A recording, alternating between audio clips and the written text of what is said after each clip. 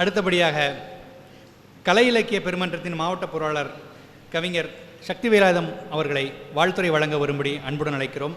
அதற்கு முன்னதாக தோழர் வண்ணமுத்து அவர்கள் சக்தி வேலாயுதம் அவர்களுக்கு பொன்னாடை அணிவித்து சிறப்பு செய்கிறார்கள். எல்லோரும் இன்புற்று இருக்க நினைப்பதுவே அல்லாமல் வேறொன்று அறியேன் பராபரமே.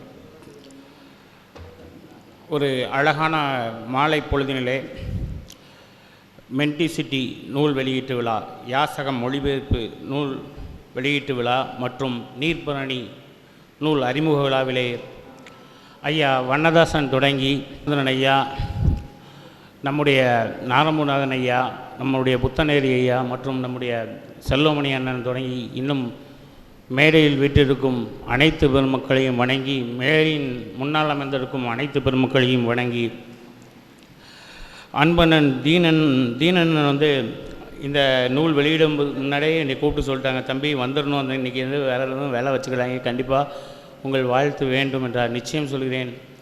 ஆனால் உண்மையில் அந்த யாசகம் நாவல் எங்களால் மறக்க முடியல. அந்த யாசகம் நூல் வெளியிட்ட ஒட்டி என்னுடைய வங்கி சார்ந்த தொழிற்சங்க வகுப்புக்கு போக மாதிரியே இருந்தது. அப்போது பேச முடியல. அப்போவுமே நான் சொன்னிருந்தேன், அந்த யாசகத்தில் வருகின்ற மாந்தர்கள், கதை மாந்தர்கள், அந்த யாசகர்களுடைய வாழ்க்கையை நுட்பமாக எழுதியிருப்பார். அதில் அந்த நுட்பமான பணி தான் அவரை இன்றைக்கி இந்த நீர்பரணி வரை இன்னும் கொண்டு கொண்டே சென்றே இருக்கிறது. பிச்சைக்காரர்களின் உலகில் ஒளிந்து கிடக்கும் அந்த வாழ்வி முறைகளை அப்படி நுணுக்கமாக சொல்லியிருப்பாங்க அண்ணன். அது ரொம்ப நான் ரசித்து படித்த நாவலும் கூட.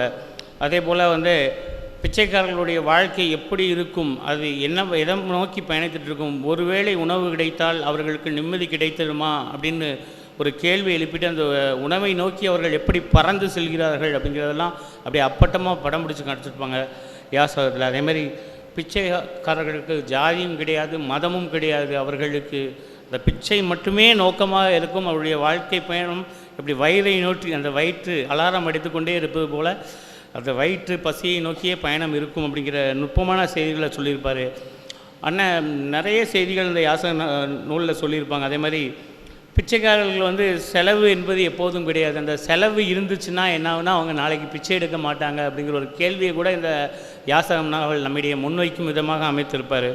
ரொம்ப ரசித்து படித்த நாவல். நான் உண்மையிலே பிச்சைக்காரர்கள் வாழ்வியலை அப்படியே நமக்கு படம் பிடிச்சி காமிச்சிருக்காங்க.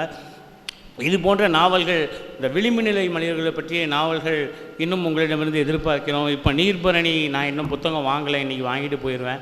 நிச்சயமாக நீர்பரணிக்கு ஒரு அறிமுக கூட்டம் தமிழ்நாடு கலை இலக்கிய பெருமன்றம் சார்பாக கண்டிப்பாக ஐயா ராமச்சந்திரன் ஐயாவோட இணைந்து நாங்கள் கண்டிப்பாக வைப்போங்கிற ஒரு இதை சொல்லிவிட்டு, நிச்சயம் இன்னும் உங்களிடமிருந்து நிறைய எதிர்பார்க்குறோம். என்ன இந்த மென்டிசிட்டி நாவலும் இங்கே கிடைக்குன்னு நினைக்கிறேன். நான் இரண்டையும் வாங்கிட்டு போகலான்னு இருக்கிறேன். நிச்சயமாக மென்மேலும் பல விருதுகள் உங்களுக்கு கிடைக்க வேண்டும் என்ற யாசகம் நாவலுக்கு நிறைய விருதுகள் எல்லாம் வாங்கியிருந்தாங்க.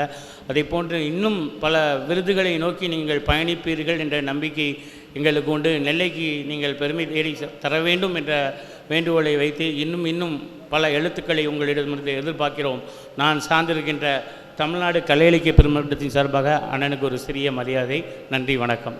வாழ்த்துரை வழங்கிய கவிஞர் சக்தி வேலாயுதம் அவர்களுக்கு நன்றி.